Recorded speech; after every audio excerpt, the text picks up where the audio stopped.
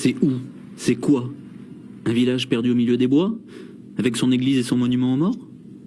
Ou une ville de 10 000 habitants, avec plus de 700 entreprises? Un peu des deux, en fait. Je me suis aperçu que c'était vraiment Périgueux. Nous étions dans la banlieue de Périgueux, avec une vraie identité de basket. Moi, ce qui m'a le plus surpris quand je suis arrivé ici, c'est qu'à Boulazac, il n'y a pas réellement de centre-ville. C'est le Vieux-Bourg, qui est historique pour le centre-ville de Boulazac, et après le nouveau centre, on appelle ça, qui est constitué autour de la mairie. Mais c'est surtout avec la construction du Palio, en 2008, une salle de spectacle de 6000 places, que Boulazac a changé de dimension. Un outil qui peut presque paraître disproportionné par rapport à la taille de la ville. Non, parce qu'elle n'est pas surdimensionnée, parce qu'elle est remplie quasiment à chaque match.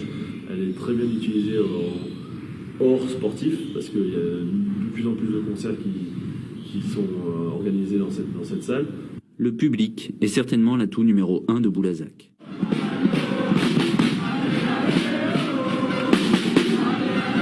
Au niveau de la Dordogne, il y a c'est un phénomène, c'est presque un phénomène social. À quoi je le vois? L'année dernière, ou la saison dernière, lorsque on a eu ce play-off où la pression est montée, il y avait un enthousiasme que l'on ne retrouve nulle part ailleurs dans le basket, sinon à Limoges, mais c'est historique, c'est génétique à Limoges. Mais cet enthousiasme du public, cette fraîcheur, cette spontanéité, c'était quelque chose qui collait à un phénomène nouveau.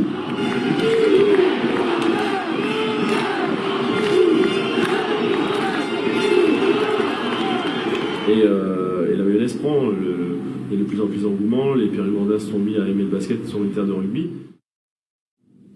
Au point qu'aujourd'hui, Boulazac ambitionne de devenir une place forte du basket français. Pour avoir eu la chance de visiter pratiquement tous les clubs sur ma mission de consultant télé, sachez qu'il y a beaucoup de clubs qui n'ont pas les structures et les organisations et le personnel de Boulazac. Le basket, je pense que c'est le Gravelines il y a 30 ans.